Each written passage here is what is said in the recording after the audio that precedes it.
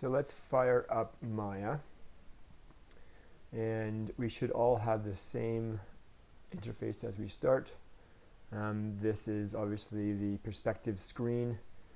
I want to set this up all equally here. There's a couple things that I need to do to make sure it all works out that well. For example, when you press the Alt key, you should be able to press down on the screen and rotate the grid around. If you can't, then there's a problem. I actually can do it with the command as well, but the middle mouse button should be able to, again, press Alt, move you around, and the right mouse button with the Alt pressed should track you or dolly you forward and back. So that is the essentials of moving the camera around, and they're really all done through hotkeys, through the Alt thing. There's something else that I find interesting. All Macs generally have a sort of a toolbar at the top. It's usually F1, F2, F3, F4, and they all have like a brightness and whatnot attached to them. I'm going to go into my settings here, and this is again into the Mac computer. But it says press function key to expand control setup, show this. I have one of those new computers that actually has a toolbar that lights up differently.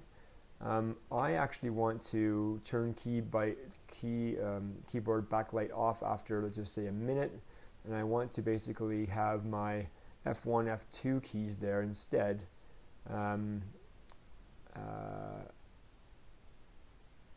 And that way I can use the F1, F2, F3 key at all times with Maya.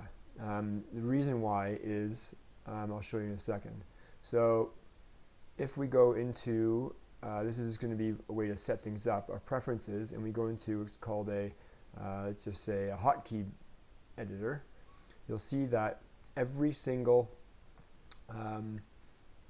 key within Maya, again, you put your finger over something like this, like your cursor over an F, for example, and let it sit, and it tells you that F selects something without children. I'll explain what that is later on, but F selects something. So let's just, for example, get something in here. Let's create a polygon primitive cube. So there's our cube, and let's press F. See what it did? It framed it. So again, you press down the Alt key or the Option key on a Mac, and you can move that around in different ways. Okay, so right there already, we've gone to the point where we can, create an object by bringing in something like a cube, rotate it around, dolly it, pan it side and side, and dolly it forward and back. So your F8 command, for example, if you press it, will give you a component selection.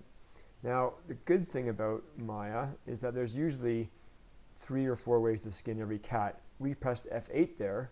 At the same time, if you just press between these two keys here, you'll see that it's object display versus component display. For example, if I held my cursor over this, it would say component type. So now if I press component type, I can select, that's called a vertice. So if I have a vertice, then I can basically move that around. Again, we can figure out how to move that around in different ways. I like using the hotkeys at the top. The hotkeys at the top are W, E, W, E, R for scale, are the main ones, and then Q just gives you this cursor. So for example, if I have it selected on rotate, and I select more than one thing, it'll rotate everything by clicking on it, on this thing here, and then if I press Q, it'll basically go back to just this, where I can select other things like that. I can select other, it deselects the tool basically and gives you just the cursor. So with that alone, you can take that, you can move things like this, and you can scale things like this, and you can rotate things and you can scale things. So, and then now we go to our Alt key, we move it around, and we can see what we just built. So, practice those things quickly, and we will start from there.